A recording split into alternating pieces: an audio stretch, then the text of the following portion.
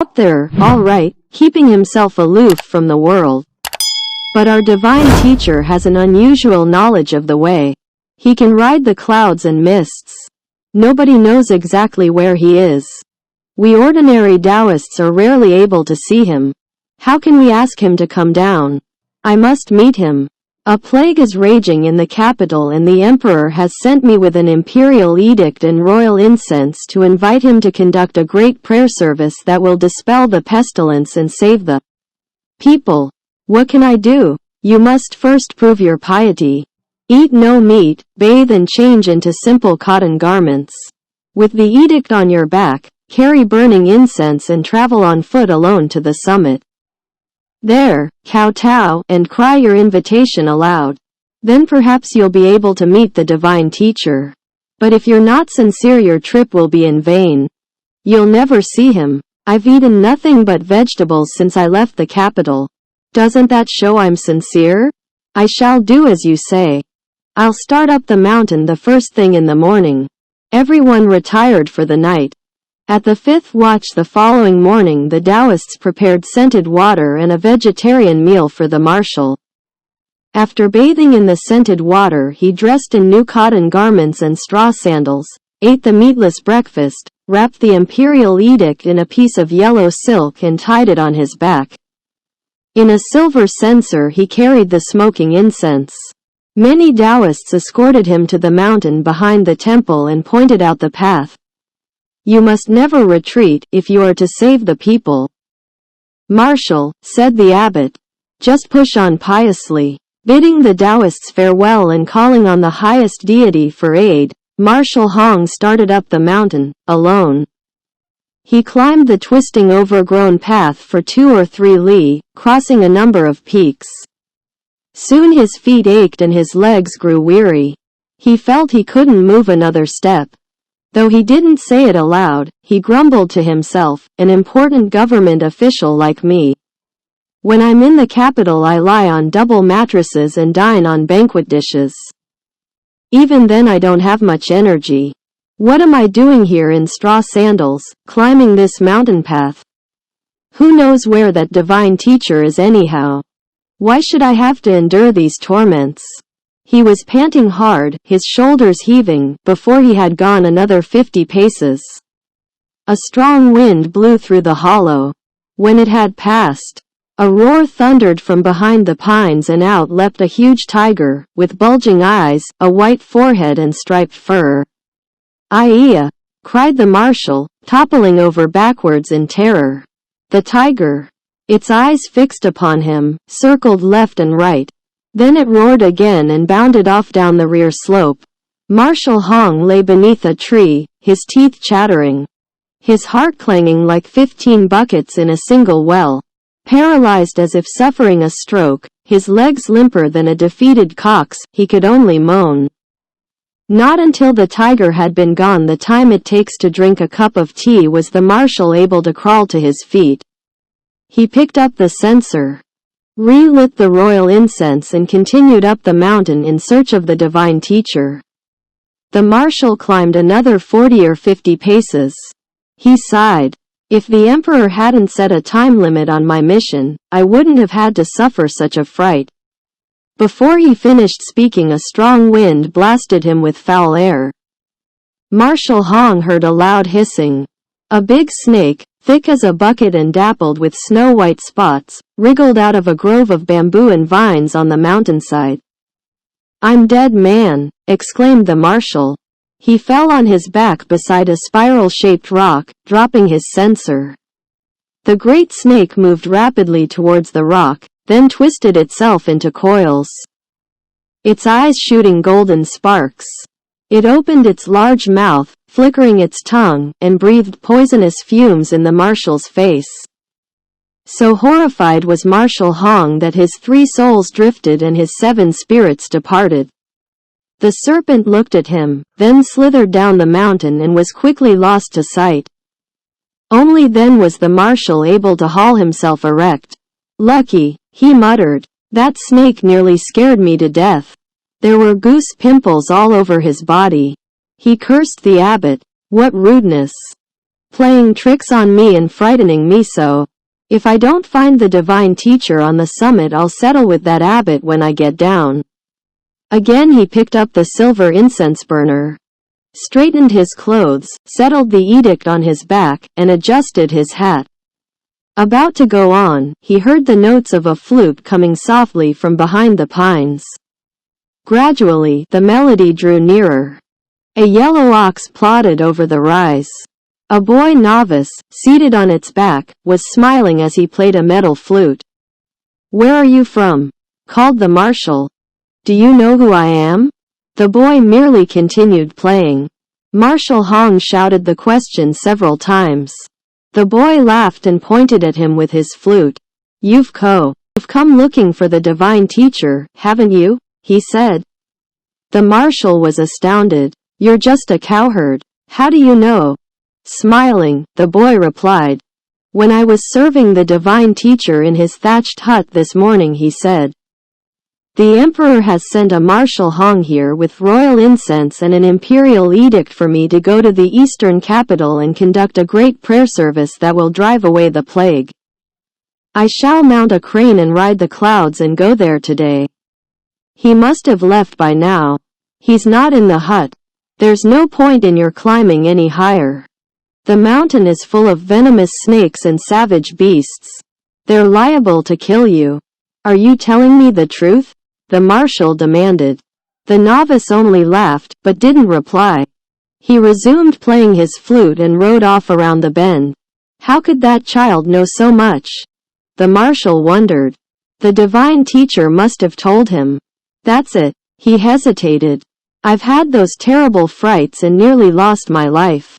Maybe I'd better go back." Carrying the censer, he returned hastily down the same path he had come. The Taoists received him and invited him to be seated in the abbey. "Did you meet the divine teacher?" the abbot asked. "I'm a high official of the imperial court. How could you send me up a mountain path and make me suffer such torments?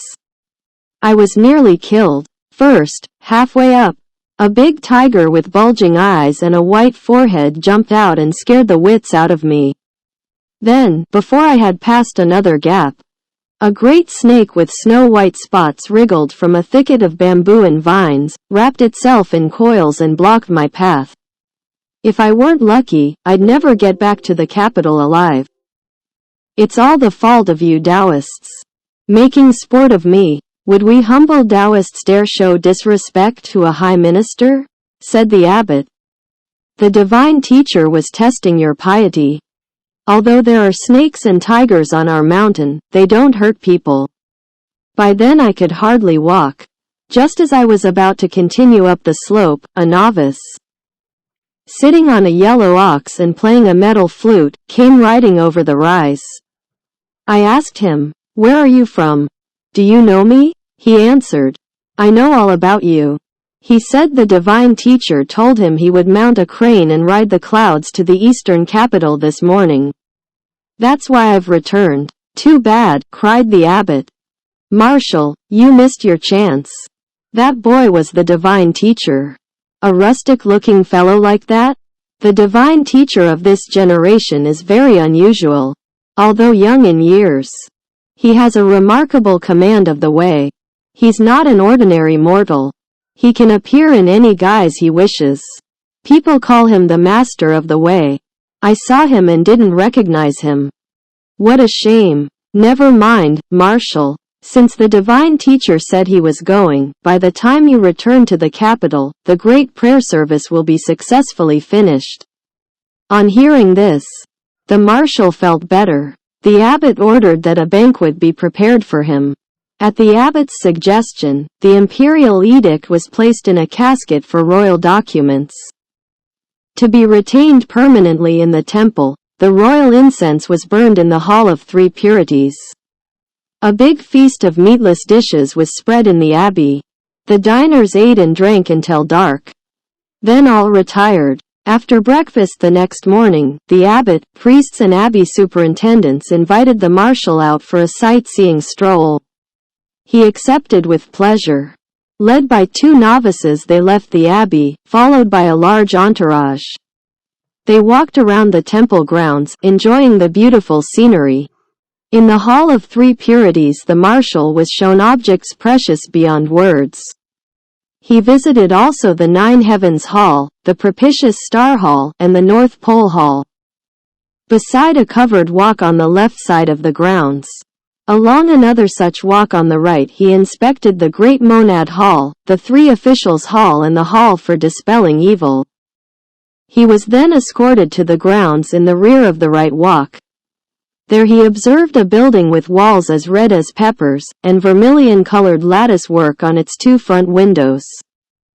A lock as thick as a man's arm clamped together its double doors. A dozen strips of paper, pasted across the crack where the doors met, were stamped with innumerable red seals. Beneath the front eaves was a red plaque inscribed with letters of gold, reading, "Suppression of Demons Hall." "What is this place?" asked the marshal. "A hall where an earlier divine teacher imprisoned some demons," replied the abbot. "Why are there so many seals on the doors?" The divine teacher known as the Royal Master of the Way locked the demons in there in Tang times. Each subsequent divine teacher added his own seal, prohibiting any successor from opening the doors. If those demons escaped, it would be awful. 9 generations of divine teachers have ruled since then, and they all vowed to keep the hall closed. The lock has been filled with melted bronze. Who knows what's in there? I've been in charge of this temple for 30 years, but I only know what I've been told.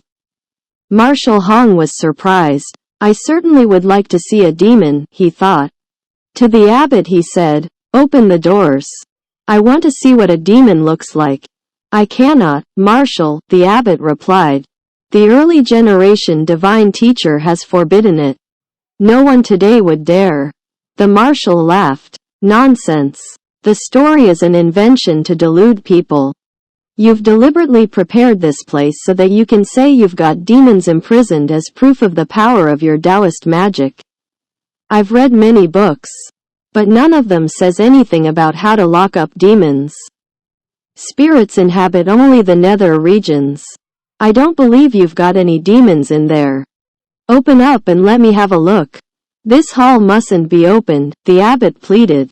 "It would mean disaster." Marshal Hong grew angry. He pointed his finger at the Taoists and roared, "If you don't do as I say, I'll report to the court that you prevented me from delivering the imperial edict and refused to let me see the divine teacher. I'll tell how you rigged up this hall and invented the story that you've got demons inside in order to fool the public. I'll have your religious orders cancelled and have you all tattooed with the mark of the criminal and exiled to a wild and distant region." The abbot feared the influence of Marshal Hong. He had no choice but to order some blacksmith priests to remove the scales and break the lock. Then the doors were pushed open and everyone entered the hall. It was pitch dark. The marshal called for a dozen torches. When these were brought, he saw that the hall was empty except for a stone tablet in the center. About 6 feet high. It was based on a stone tortoise which was sunk halfway into the damp earthen floor. Hong moved the torches closer to the tablet. The front was inscribed with dragon and phoenix scripts and mystic signs and symbols which no one could understand. Then he looked at the back. There, written large, were 4 words. "Open when Hong comes." The marshal was delighted. "You tried to stop me," he said to the abbot. "Yet my name was written here hundreds of years ago. Open when Hong comes. It's perfectly plain. What's wrong if I have a look? I believe the demons are right here beneath this stone. Get a few more men with mattocks and shovels and dig it out." The abbot was horrified. "We can't do that, Marshal. Something terrible may happen. It's not safe." "What do you know, anyway?" The marshal shouted angrily. "It says clearly on the tablet it can be removed when I come. How dare you stop me? Get me those men." 4 or 5 times the abbot pleaded. No good will come of it. But the marshal wouldn't listen. The workmen were summoned. After long and strenuous effort, they pushed over the tablet and pried the stone tortoise out of the ground. Then they started shoveling. At 4 feet they came upon a big stone slab some 10 feet square. Marshal Hong directed them to dig it out. "You mustn't," begged the abbot, but the marshal ignored him.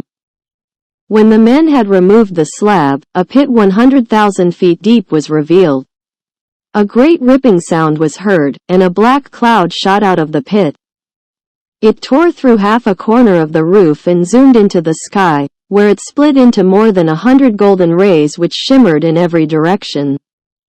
Everyone shouted in fright and threw down their tools. They dashed out of the hall, bowling people over left and right.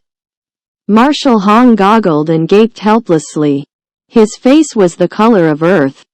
He hurried out to the porch, where the abbot was lamenting.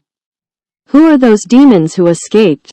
Hong asked. "Oh, Marshal, you didn't know," groaned the abbot. "In this hall the Master of the Way left a written warning. It said, 36 stars of heavenly spirits and 72 stars of earthly fiends, a total of 108 demons, are imprisoned here, held down by a stone tablet inscribed with their names, written in a mystic script that resembles dragons and phoenixes. If they are released on earth they will cause no end of trouble. Now you've let them out. What are we going to do?" The marshal trembled and broke into a cold sweat. He hastily collected his luggage, marched down the mountain with his men and headed for the capital. The abbot and the Taoists saw them off, then returned to the temple, where they repaired the roof and re-erected the stone tablet. Of them we'll say no more. Afraid that the emperor would reproach him, the marshal instructed his men to say nothing about the escape of the demons. The march was uneventful, traveling day and night. They soon reached Liang, the eastern capital.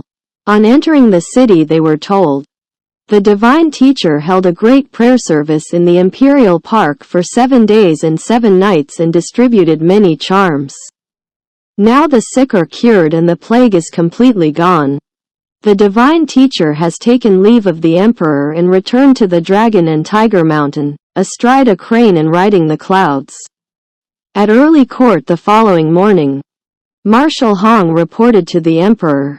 The divine teacher mounted a crane and rode the clouds, so he arrived first, said Hong.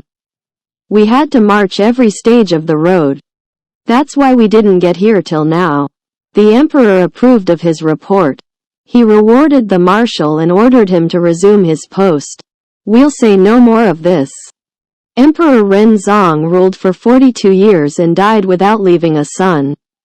The throne passed to the son of Prince Yun Rang of Puan, a grandson of Tai Zong. He is known by his posthumous title of Ying Zong. After 4 years of rule, he abdicated in favor of his son, Shen Zong, who reigned for 18 years and then gave the throne to his son Jie Zong. During this entire period there was peace throughout the land and no disturbances. But not so fast. If it were true that nothing happened, what would we have to tell in this book? Reader, don't be alarmed, for in what follows 36 stars of heavenly spirits come to earth and 72 stars of earthly fiends appear among men. Valiants hide in strongholds. Heroes gather in the marshes. Why? Read our next chapter if you would know.